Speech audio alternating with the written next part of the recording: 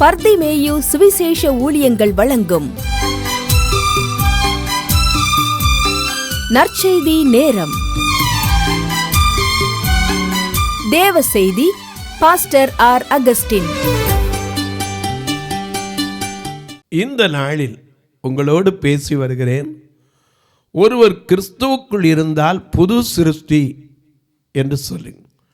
பழையனையெல்லாம் ஒளிந்து போயின அப்படிங்கிறாங்களே, நிறைய காரியம் பழைய காரியம் இருந்துக்கிட்டு தானேயா இருக்குது. அது மாறுறதுக்கு என்ன செய்கிறது அப்படின்னுங்கிறீங்க. மாறுறதுக்கு ஒரு வழி இருக்குது. என்ன வழி? உங்களுடைய பைபிளை கையில் எடுத்து 1 கொரிந்தியர், முதல்ல சொன்னது 2 கொரிந்தியர் 5ஆம் அதிகாரம் 17ஆம் வசனத்தில் சொன்னேன். இப்போ 1 கொரிந்தியர் 13ஆம் அதிகாரம் 10வது வசனத்தை தேடி கையில் எடுப்பீங்களா? அப்படி எடுத்தீங்கன்னா நம்மிடத்தில் இருக்கிற குறைவு மாறுறதுக்கு என்ன வழி அப்படிங்கிறது வேதம் சொல்லும். அப்படி எல்லாரும் தேடி எடுக்கிற வரைக்கும் நீங்களும் நானும் சேர்ந்து பாடுமா?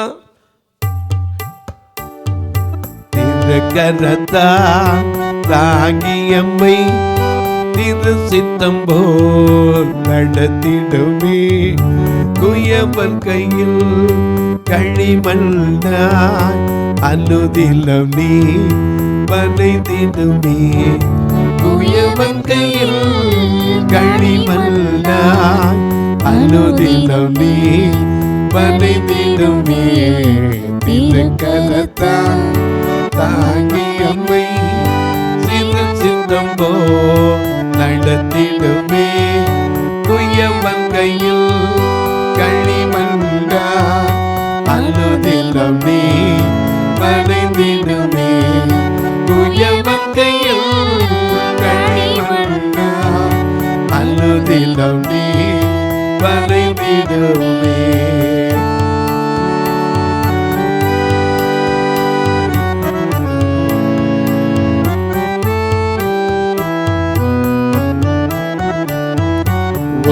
வசனம் தியானிக்கையில் இதயமதில் ஆறுதலே, ஆறிருளில் நடக்கையிலே தீபமாக வழி நடத்தும், காரிருளில் நடக்கையிலே தீபமாக வழி நடத்தும், கரத்தா தாங்கி அம்மை திரு சித்தம் போ நடத்திடுமே, குயவன் கையில் களிமண்ணா அனுதிலம் நீ வரைந்திடுமே, குயவன் கையில் களிமண்ணா அனுதிலம் நீ வரைந்திடுமே.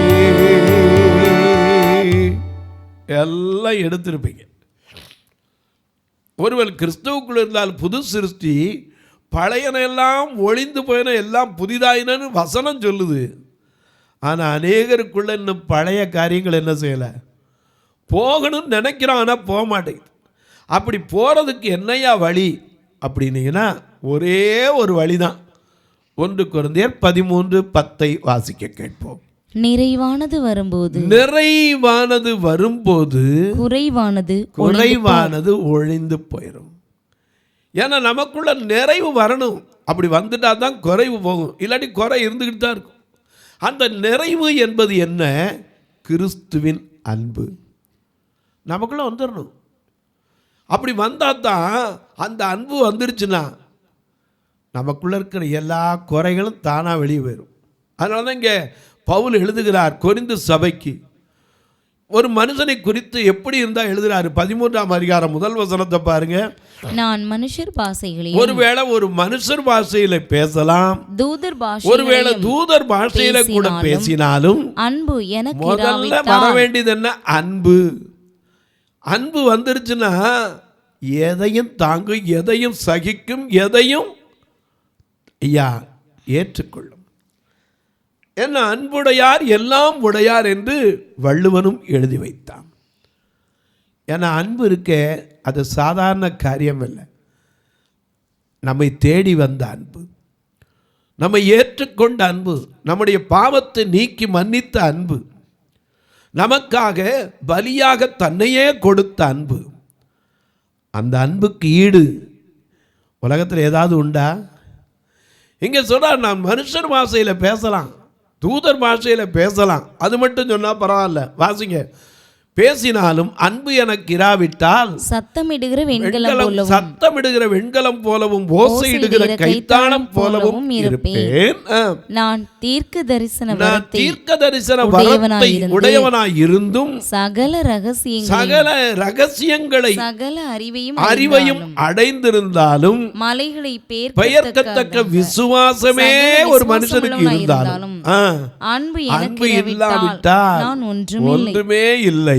எனக்கு உண்டான சொத்து சுகம் பணம் பங்களா எல்லாத்தையும் நான் அன்னதானம் ஊருக்கெல்லாம் சோறு போட்டாலும் சரீரத்தையே சுட்டரிக்க கொடுத்தாலும் அன்பு எனக்கு இராவிட்டால் ஒன்றும் பிரயோஜனம் கிடையாது. அன்பு நீடிய சாந்தம், அன்பு நீடிய சாந்தம், தயவும் உள்ளது. அன்புக்கு பொறாமை கிடையாது. இன்னைக்கு கிறிஸ்துவுக்குள்ள வந்துட்டோம் சொன்னா அன்பு வந்துருச்சா? அன்பு வந்துட்டா பொறாமை இருக்காதே. ஏன் ஆதாம் ஏவாள் பிள்ளைகளுக்குள்ளே என்ன இருந்துச்சு? பொறாமை இருந்துச்சா இல்லையா? காயினுக்கு என்ன யார் மேலே பொறாமை? ஆபேல் மேலே பொறாமை. ஏன் யாக்கோபுக்கு யார் மேலே பொறாமை? ஏசா மேலே பொறாமை. எனக்கு அன்பால் ஆண்டவருக்குள்ள இன்னைக்கு நம்ம வந்துட்டோம்னா அன்புக்கு பொறாமை கிடையாது. இன்னைக்கு அநேக நேரம் மற்றவங்கள பார்த்து சொல்ல, அவன்லாம் என்ன முன்னேறிட்டான், எனக்கு ஒன்று, நம்மையும் உயர்த்துவார். ஏன்னா அவர் என்ன செய்வார்? கரம் பிடித்து நடத்துவார், கல்மலை நிறுத்துவார். கரம் பிடித்து நடத்துவார், கல்மலை நிறுத்துவார்.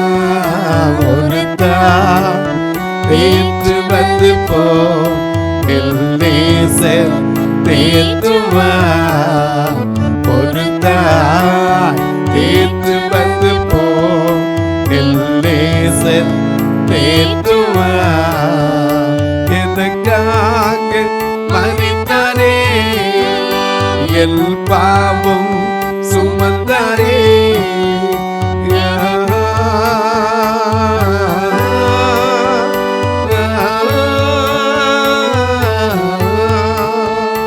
எனக்காக மரித்தாரே, என் பாவங்கள் சுமந்தாரே. ஒரு தாய் நேற்று வந்து போசர் தேற்றுவார். ஒரு தாய் நேற்று வந்து போசர் தேற்றுவார். ஏன்னா அன்புக்கு பொறாமை கிடையாது. அன்னைக்கு ஆதாம் ஏவாளுக்குள்ள அன்பு இருந்துச்சு. ஆனால் ஒருத்தர் குற்றஞ்சாட்டு அனுபவம் இருந்துச்சா இல்லையா? ஆண்டவர் வந்து கேட்ட உடனே நீர் கொடுத்த ஸ்திரியானவள் தன் மனைவியை குற்றஞ்சாட்டினான். அவருக்கு பிறந்த பிள்ளைகளுக்குள்ள அண்ணன் காணிக்க ஏற்றுக்கிட்டான், தம்பியால் ஏற்றுக்கிற முடிஞ்சா? அண்ணன் தம்பிக்குள்ள சகோதரனை, அவன் சகோதரன் தானே, அவன் காணிக்க ஏற்றுட்டார், என் காணிக்க என்ன ஏற்றுக்கலை, என்கிட்ட இருக்கிற குறை என்ன அப்படிங்கிறத பார்த்தானா? அன்பு இருந்தால் அங்கே என்ன கிடையாது, பொறாமை இருக்க. வேதத்தில் பாருங்க, ஆதியாகமம் 30:1-2 சகோதரிகளுக்குள்ள பொறாமை இருந்துச்சு. அதை இங்கே சொல்றார் பாருங்க. ஆதியாகமம் 30:1-2 வாசிக்கிறோம். ராகேல் தான் யாக்கோபுக்கு பிள்ளை பெறாததை கண்டு, தன் சகோதரியாகிய கண்டு தன் சகோதரியின் மேல் பொறாமை கொண்டு. யார் மேல? சகோதரியின் மேல பொறாமை. முதல்ல அன்பு நமக்குள்ள வந்துருச்சுன்னா போயிருக்க வேண்டியது என்னது? பொறாமை. போயிருக்கா? ஏன்னா நம்ம குறைவு, புது சிருஷ்டி அப்படின்னா நமக்குள்ள போக வேண்டிய காரியம் போனா தான் புது சிருஷ்டி. நம்ம மற்ற எல்லாம் செய்யலாம். நான் தானம் பண்ணுறேன், தர்மம் பண்ணுறேன், ஐயோ எனக்கு இருக்கலாம், எல்லாம் கொடுக்கலாம், எனக்கு அந்த வரம் இருக்குது, இந்த வரம் இருக்குது, மலைகளை பெயர்க்கத்தக்க விசுவாசம் இருக்குது, ஓகே. ஆனால் அன்பு இருக்கா? அந்த அன்பு இருந்தால் காரியம் அன்புக்கு பொறாமை கிடையாது. இன்னைக்கு எத்தனை பேருக்குள்ள கிறிஸ்துவை அறிந்திருக்கிறோம், கிறிஸ்துவை சொந்த இரட்சகராக ஏற்றுக்கொண்டிருக்கிறோம், நான் கிறிஸ்துவுக்குள் வாழ்கிறேன் என்று சொல்லுகிறவர்களுக்குள்ள பொறாமை முதல்ல போயிருச்சா? எனக்கு அன்பானுள்ளே, அது முதல்ல போகணும். அப்போதான் நம்ம புது சிருஷ்டி. நிறைவுனா சாதாரணமாக வந்துடாதுங்க. இன்னைக்கு எத்தனையோ பேர் தங்களை வெறுத்து, தங்களுக்குரிய காரியங்களெல்லாம் வெறுத்து கிறிஸ்துவுக்காக பாடுகளை அனுபவித்தார்களே, அவர்களெல்லாம் அந்த அன்பிலே நெருக்கப்பட்டோம். அதனால தான் பவுல் சொல்றாரு, உயர்வோ தாழ்வோ மரணமோ ஜீவனோ அந்த கிறிஸ்துவின் அன்பை விட்டு என்ன செய்ய முடியாது? பிரிப்பவன் யார்? அது அழகான வசனம். ரோம வாசிங்க, ரொம்ப அழகா எழுதி வச்சிருக்கார். மரணமோ ஜீவன் ஆனாலும் உயர்வா தாழ்வானாலும் எது என்னை விட்டு பிரிக்க முடியாதுங்கிறாரே. 8:36 வாசிங்க. கிறிஸ்துவின் அன்பை விட்டு நம்மை பிரிப்பவன் யார்? கிறிஸ்துவின் அன்பை விட்டு பிரிப்பவன் யார்? உபத்திரவமோ வியாகுலமோ துன்பமோ பசியோ நிர்வாணமோ நாசமோசமோ பட்டயமோ இவை எல்லாவற்றிலேயும் நாம் நம்மில் அன்பு கூறுகிறவர்களாலே மற்றும் ஜெயம் கொள்ளுகிறவர்களாய் இருக்கிறோமே. சரி, மரணமானாலும் ஜீவனானாலும் தேவ தூதர்களானாலும் அதிகாரங்களானாலும் வல்லமைகளானாலும் நிகழ்காரியங்களானாலும் வரும் காரியங்களானாலும் உயர்வானாலும் தாழ்வானாலும் வேறெந்த சிருஷ்டியானாலும் நம்முடைய கர்த்தராகிய கிறிஸ்து இயேசுவில் உள்ள தேவனுடைய அன்பை விட்டு நம்மை பிரிக்க மாட்டாதென்று நிச்சயித்திருக்கிறேன். ஒரு நாள் உன்னை கண்டேனையா, அந்நாள் என்னை வெறுத்தேனையா. ஒரு நாள் உன்னை கண்டேனையா, அந்நாள் என்னை வெறுத்தேனையா. உன்னையே பெரிதையா அன்பு, உன்னையே பெரிதையா,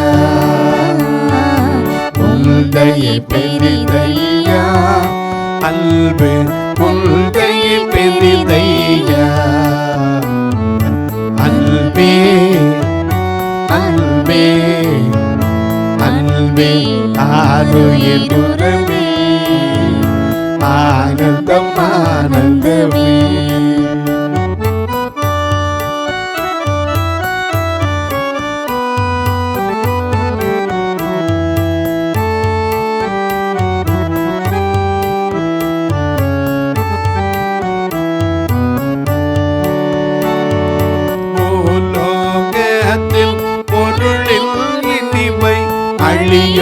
புல்லின் பூவை போல்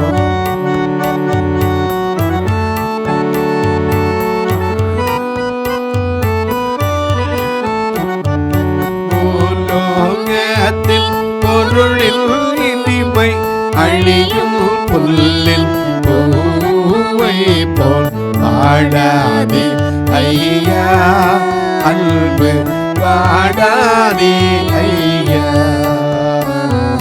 வாடாதே ஐயா அன்பு, வாடாதே ஐயா.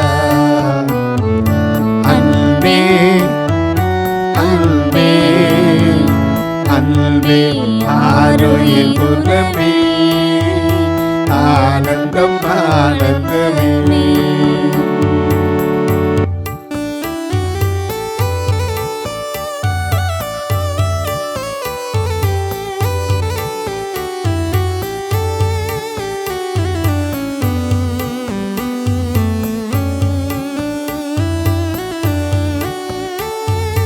அலைந்தேன் பல நாள் உமையே அறியா, அலைந்து திரிந்த ரோகினா.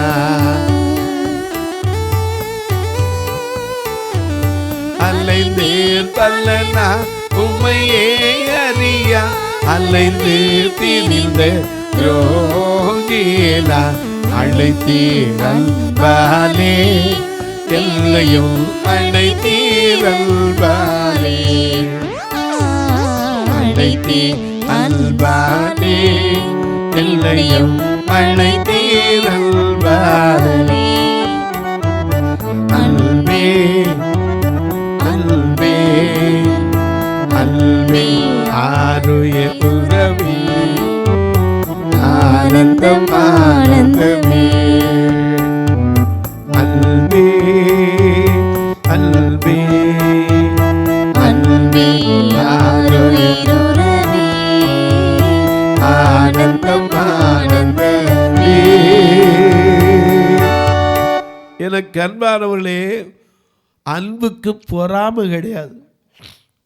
வேதத்தில் பாருங்க, சகோதரி மேல சகோதரிக்கு பொறாமை, கூட பிறந்த சகோதர மேல பொறாமை.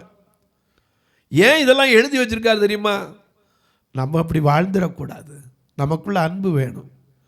ஏன்னா வேதம் சொல்லுது, கண்ட சகோதரனிடத்தில் அன்பு கூற முடியாத மனிதன் காணாத தேவனிடத்தில் என்ன செய்ய முடியாது? அன்பு கூறவே முடியாது. அதனால தான் அந்த அன்பு பெரியது. அந்த கிறிஸ்துவின் அன்பு நமக்குள்ள வந்திருக்கா. முதல்ல இங்க அழகா சொல்றாரு, அன்புக்கு என்ன கிடையாது? பொறாமை இல்லை. அது மட்டும் இல்ல, அன்பு தன்னை புகழாது. அன்பு தன்னை புகழது. ஆமானுடைய ஆவி தன்னையே புகழ்றது ஆமானுடைய ஆவி. ஆமான் என்ன செய்வார்? தன்னுடைய பிள்ளைகளின் திரட்சி, தனக்கு ராணி கொடுத்த மரியாதை, தான் தான் தான் கொரிந்து சபைக்கு பவுலதுனால தங்களை கொண்டு தங்களையே அளந்து தங்களுக்காக எல்லாம் தான் தான் தாங்கிறது தான். எனக்கு அன்பர்களே, அன்புக்கு பொறாமை முதல்ல கிடையாது. ரெண்டாவது, அன்பு என்ன செய்யாது? தன்னை புகழாதுன்னா என்ன அர்த்தம்? நான் அதை செஞ்சது எங்கேயாவது இயேசு கிறிஸ்து இந்த ஜனங்களுக்காக நான் என்னையே கொடுத்தேன், இவங்க என்னை ஏற்றுக்கொள்ளையன்னாரா? இல்லைங்க. வாசற்படியில் நின்னார்.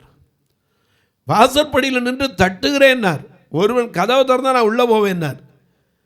எனக்கு அன்பானவர்களே, அவருடைய அன்புக்கு ஈடு இணை கிடையாது. அன்புக்கு பொறாமை கிடையாது. அன்பு தன்னை புகழாது, தன்னையே புகழ்ந்து கொள்ளாது. இன்னைக்கு அநேகர் சொன்னாங்களே, நான் அதை செஞ்சுருக்கேன் இதை செஞ்சுருக்கேன். கர்த்தருடைய கிருபை இல்லாட்ட நாம் எதையும் செய்ய முடியாது. நம்ம கைகாலை தூக்குறதுக்கே கர்த்தருடைய கிருபை வேணும். நாம் எந்திரிச்சு நடக்கிறதுக்கு அவருடைய கிருபை வேணும். நான் அதை செஞ்சேன், நான் இதை செஞ்சேன் சொல்ல வேண்டியது. ஒருத்தன் தான் சொன்னதுனால தான் தன்னுடைய வாழ்க்கை கடைசியில் 7 காலங்கள் மிருகத்தோடு கிடந்தான். நேபுகாத்நேசாரை குறித்து நீங்கள் அறிந்திருக்கிறீங்க. இது என் மகிமை, என் பிரதாபம், நான் கட்டிய மகாபாபிலோன்னா. அவ்வளோதான். அடுத்த நிமிஷமே கீழே வந்து 7 காலங்கள் என்ன இருந்துச்சு? பனியில் கிடந்து மாடுகளோட போல புல்ல மேஞ்சான். உலகு ராஜா. இன்னைக்கு சொல்கிறேன், அன்புக்கு பொறாமை இருக்கக்கூடாது. அன்பு தன்னை புகழக்கூடாது. அது மட்டுமல்ல, வாசிங்க, இருமாப்புனா என்னது? நான் யாரு தெரியுமா? அதான் இருமாப்பு. இருமாப்பா இராது. அயோக்கியமானது எல்லாத்தையும் சொல்லிட்டு போனா உங்களுக்கு நேரம் பத்தாது. அயோக்கியமானதை செய்யாது, தற்பொழிவை நாடாது, சினமடையாது. சினம்னா என்னது? கோபம். இன்னைக்கு புருஷ மனைவிக்குள்ள கோபம் போயிருச்சா? பெற்றோர் பிள்ளைகளுக்குள்ள போயிருச்சா? மாமனார் மாமியாருக்குள்ள கோபம் போயிருச்சா? அன்பு இருந்தால் சினம் அழுமா? ரூத்து நகோமியை விட்டு போக சொல்கிறா. நகோமியை சொல்கிறா, நீ எங்கே வேணாலும் போய் வாழ்ந்துக்கம்மா, உன் இஷ்டப்படி வாழ்ந்துக்கம்மா, யாரை பிடிக்குதோ கல்யாணம் பண்ணிக்க. இனிமேல் எனக்கு குழந்தை பெற்று உனக்கு கொடுக்கக்கூடிய நாளும் இல்லை, அந்த வாய்ப்பும் இல்லை, உன் இஷ்டப்படி வாழுங்கிறா. அவள் சொல்கிறா, பிரிஞ்சு போகிறத பற்றி என்கிட்ட பேசவே வேண்டாம். நீ எங்கே போறியோ நான் அங்கே வருவேன், நீ எங்கே தங்குறியோ அங்கே தாமே, நீ எங்கே மரணம் அடைகிறியோ அங்கே நான் மரணம் அடை. இதில் அன்பு. அன்பு அயோக்கியமானதை செய்யாது. அன்பு தற்பொழிவை நாடாது, சினமடையாது, தீங்கு நினையாது. தீங்கு நினைக்காது. பிறருக்கு தீங்கு நினைக்காம இருக்க முடியுதா? தீங்கு நியாயத்தில் சந்தோஷப்படாது. அடுத்தவனுக்கு நடக்கிற கொடுமையை பார்த்து இப்படித்தான் நினைச்சேன் வந்துருச்சு அப்படின்னு சந்தோஷப்படாது. சத்தியத்தில் சந்தோஷப்படும், சகலத்தையும் தாங்கும், சகலத்தையும் விசுவாசிக்கும், சகலத்தையும் நம்பும், சகலத்தையும் சகிக்கும். அன்பு ஒரு காலம் ஒழியாது. தீர்க்க தரிசனங்களானாலும் ஒளிந்து போம், அந்நிய பாஷைகளானாலும் ஓய்ந்து போம், அறிவானாலும் ஒளிந்து போம். நம்முடைய அறிவு குறைவுள்ளது. நாம் தீர்க்க தரிசனம் சொல்லுதலும் குறைவுள்ளது. சரி, நிறைவானது வரும்போது. நிறைவானதுங்கிறது இத்தனை காரியம் நமக்குள்ள வந்தா நிறைவு. இன்னைக்கு தொலைக்காட்சி முன்னாடி உட்கார்ந்துருக்க உங்கள்கிட்ட கோபம் போயிருச்சா? ஆண்டவருக்குள்ள வந்துட்டோமே, ஒருத்தன் பார்த்து நம்மளை ஒரு வார்த்தை சொல்லிட்டா பொறுக்க முடியுதா? இயேசுவை பார்த்து என்ன சொன்னான்? தன்னைத்தானே ரட்சித்து கொள்ள திராணி இல்லாதவன் தான். இயேசுவை பார்த்து ஒருத்தன் கன்னத்தில் அடித்து எங்கே அடித்தது யாருன்னு சொன்னான். நாமளாக இருந்தால் சும்மா விட்டுருப்போமா? அன்பு. இந்த உலகத்தில் அன்புக்கு ஈடு என கிடையாதுங்க. அதனால தான் நம்ம பாடுறோம், எந்த அன்புள்ள ஆண்டவர் இயேசு பின்னா உங்கள் நாமத்தை போற்றுதுமை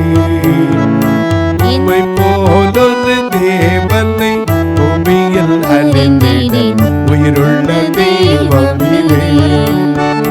உம்மை போலொரு தேவனை பூமியில் அறிந்தேன் உயிருள்ள தெய்வமிலே.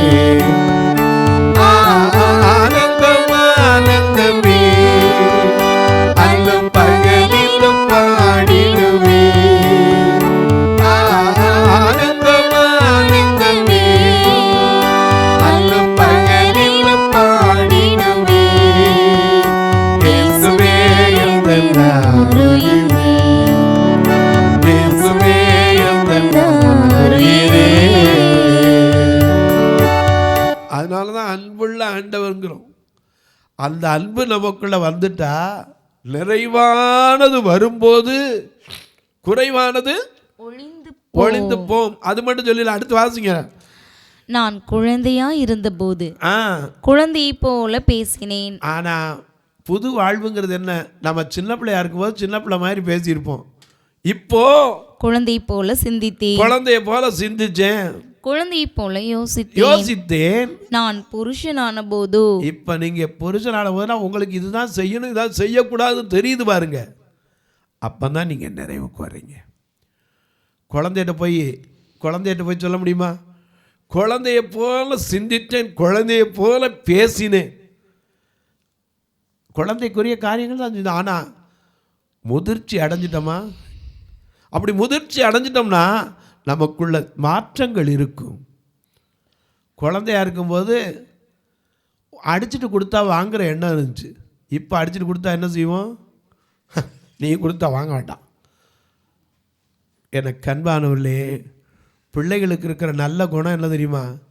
தாய் பிள்ளைய 2 அடி அடிச்சிடுவான். அடுத்த நிமிஷம் அம்மாவை அடிச்சிடணும். அது லேசாக அந்த பிஞ்சு கையை வச்சு தட்டும். அது ஆறுதல். எனக்கு அன்பானவர்களே, ஆண்டவருடைய அன்பு அப்படிப்பட்டதாங்க. நிறைவானது வந்துருச்சுன்னா குறைவு என்ன செய்யும்? ஒளிந்து கண்டிப்பாக போகும். அதனால தான் அந்த அதிகாரத்தை எழுதி முடிக்கிற பவுல் சொல்றாரு, இப்பொழுது விசுவாசம், நம்பிக்கை, அன்பு இம்மூன்றும் நிலைத்திருக்கிறது. இதில் அன்பு பெரியது. அன்பே பெரியது. இந்த அன்பு நமக்குள்ள வந்துருச்சா? கிறிஸ்துவின் அன்பு நமக்குள்ள வந்துருச்சுன்னா நாம் எப்படி ஆயிட்டோம்? புது சிருஷ்டியா மாறிட்டோம். தொலைக்காட்சியில் பார்க்கிற என் அன்பு மக்களே, இந்த நிகழ்ச்சியை நாள்தோறும் பார்க்குறீங்க, நாள்தோறும் கேட்குறீங்க, பரவசம் அடைகிறீங்க, நல்லது. ஆனால் இதற்காக ஜெபிக்கிறீங்களா? இது தொடர்ந்து வர்றதுக்காக ஜெபிக்கிறீங்களா? ஒவ்வொரு நாளும் இந்த நிகழ்ச்சி வரனா 4000 ரூபா செலவழிக்கணும், ரெக்கார்டிங் எடுக்கணும், டெய்லி ரெக்கார்டிங் எடுத்து உங்களுக்கு அனுப்பணும். ஏன்னா ஒவ்வொரு நாளும் விடாமல் டெய்லி 30 நாளும் பார்க்குறவங்களாம் இருக்கீங்க. சிலர்லாம் ஃபோன் பண்ணி சொல்லுங்க, காலையில் எழுந்திரிச்சோட பார்த்துட்டு தாங்க மற்ற வேலைக்கு போவேங்க. ஆண்டவருக்கு ஸ்தோத்திரம். ஒரு கண்ணுதிரி அவரை பார்க்க இல்லை, ஆண்டவருடைய வார்த்தையை கேட்க. இது தொடர்ந்து வர ஜெபிங்க. எனக்கு அன்பானவர்களே, எங்களுக்கு மதுரையிலையும் திருநெல்வேலியும் 2 ஆலயம் இருக்கிறது. 2 ஆலயத்தில் ஞாயிற்றுக்கிழமை வந்தால் நான் ஒருத்தரை கூட சாப்பிடாமல் அனுப்பக்கூடாதுமே. உங்கள் பிறந்த நாள், திருமண நாள் போன்ற நல்ல நாட்களிலே, வேலையில் உயர்வு கிடைத்த நாட்கள், பல நாள் காத்திருந்து ஒரு வேலை கிடைச்ச நாள், இப்படிப்பட்ட நாட்களில் ஒரு நன்மை செய்ய வேண்டும் அப்படின்னு கர்த்தர் உங்களை ஏவினால் கட்டாயமில்லை, விசனமாக இல்லை. ஒரு நேரம் உணவு கொடுக்க உதவலாம், கண்ணுதிரியாங்களுக்கு ஊன்றுகோல் கொடுக்க உதவலாம், ஒரு அறை கட்டுவதற்கு கட்டுமான பணிக்கு கொடுக்க உதவலாம். இப்போ கூட பாருங்கள், மதுரையில் ஞானஸ்தான தொட்டி அப்படி 20 வருஷமாகி பொறிஞ்சு போச்சு. அதை பூரா எடுத்துகிட்டு திரும்ப இப்போ மராமத்து பார்க்குறோம், புது டைல்ஸே ஓட்டுறோம், 80,000 ரூபா. அதுதான் தண்ணி குடிக்கிறதுக்கு ஒப்பம், ஆத்தும ஆதாயத்துக்கு அதான் பயன்படுத்தும். ஒரு 10 பேர் அல்லது ஒரு 8 பேர் 10 ரூபா வச்சு, ஒரு 5 ரூபா வச்சு 16 பேர், ஏன் ஒரு 2 ரூபா வச்சு 40 பேர் எழும்ப ஜெபிங்க. அது மட்டும் இல்லை, உங்கள் ஜபக்காரி எது இருந்தாலும் தாராளமாக காலை 10லேருந்து 5 மணிக்குள்ளே சொல்லலாம். ஒருவேளை பிரதர் அவசரம்னு இருந்தால் எப்பவும் கூப்பிடுங்க. மற்றபடிக்கு உங்களுடைய காரியத்தை 10லேருந்து 5 வரைக்கும் சொல்லுங்கள். ஏன்னா நான் 24 மணி நேரம் சொல்லிவிட்டு நான் உங்களுக்கு ஃபோன் எடுக்காமல் போயிட்டால் ஒரு பிரயோஜனம் கிடையாது. நான் சொல்கிறதையும் ஆண்டவர் கரெக்டாக கேட்பார், கணக்கு வைப்பார். அது மட்டும் இல்லை, உதவணும் பிரதர். எப்படி இதுக்கு உதவுறது? 2 நம்பர் இங்கே டிஸ்பிளேயில் வரும். அதில் ஜிபே, ஃபோன்பே உண்டு. என்கிட்ட கேட்டாலும் உங்களுக்கு சொல்லுவேன். ஒருவேளை ஐயா நாங்கள் கட்டுமானத்துக்கெல்லாம் கட்டளவுக்கு கர்த்தர் என்னை ஆசீர்வதிச்சிருக்காரு, வேன் வாடகைக்கு எடுத்து ஓடுறேன்னு சொன்னீங்களே, ஒரு வேனை கூட கொடுக்குற அளவுக்கு என்னை ஆசீர்வதிச்சிருக்காருன்னா தாராளமாக நீங்கள் நேராக வாங்க, பாருங்கள், கர்த்தர் ஏவினா கொடுங்க. ஒருவேளை ஐயா எனக்கு பில்லு தரலாமா? நிச்சயமாக உங்களுக்கு அதை நீங்கள் வரிக்கு கூட வைத்து உபயோகப்படுத்தலாம். இடத்துல கேளுங்க. உங்களுக்காக இப்போ ஜெபிக்கட்டுமா? நல்ல பிதாவே, நிறைவானது வரும்போது குறைவானது ஒழிந்து போகும். நிறைவு யார்? கர்த்தர். அந்த நிறைவின் தேவனான கர்த்தர் ஒரு மனிதனுக்குள்ள, ஒரு குடும்பத்துக்குள்ள, ஒரு வீட்டுக்குள்ள வருவாரானால் அங்கிருக்கிற குறைவுகள் எல்லாம் கர்த்தர் மாற்றுவேன். யார் யார் தங்கள் என்ன குறைவோடு இந்த இடத்துல அமர்ந்திருக்கிறார்களோ அவருடைய குறைவுகளெல்லாம் கர்த்தர் நிறைவாக உதவி செய்யும். இந்த ஊழியத்தை தாங்குகிற, கொடுக்கிற, ஜெபிக்கிற எல்லா மக்களையும் ஆசி. பிறந்த நாள், திருமண நாளை நினைவு கூறுகிற மக்களுக்காய் ஸ்தோத்திரம். புதிதாக கல்விக்கு அடியெடுத்து வைக்கிற என் அன்பு பிள்ளைகளுக்காய் ஸ்தோத்திரம். மருத்துவமனையில் இருந்து கொண்டு நான் சுகமாவேனா என்று புலம்பிக் கொண்டிருக்கிற மக்களுக்காய் ஜெபிக்கிறேன். பிரசவ நாளை எண்ணி பயத்தோடு இருக்கிற என் அன்பு சகோதரிகளுக்காய் ஜெபிக்கிறேன். ஐயோ என் பிள்ளைக்கு ஒரு குடும்ப வாழ்க்கை அமையலேன் கண்ணீர் வடிக்கிற தாய்களுக்காய் ஜெபிக்கிறேன். கர்த்தருடைய கரம் ஒவ்வொருவருக்கும் குறைவுகளை நிறைவாக்கட்டும். இயேசுவின் நாமத்தில் பிதாவே, ஆமென். சபை ஆராதனை ஞாயிறு காலை 10 மணி முதல் 12 மணி வரை.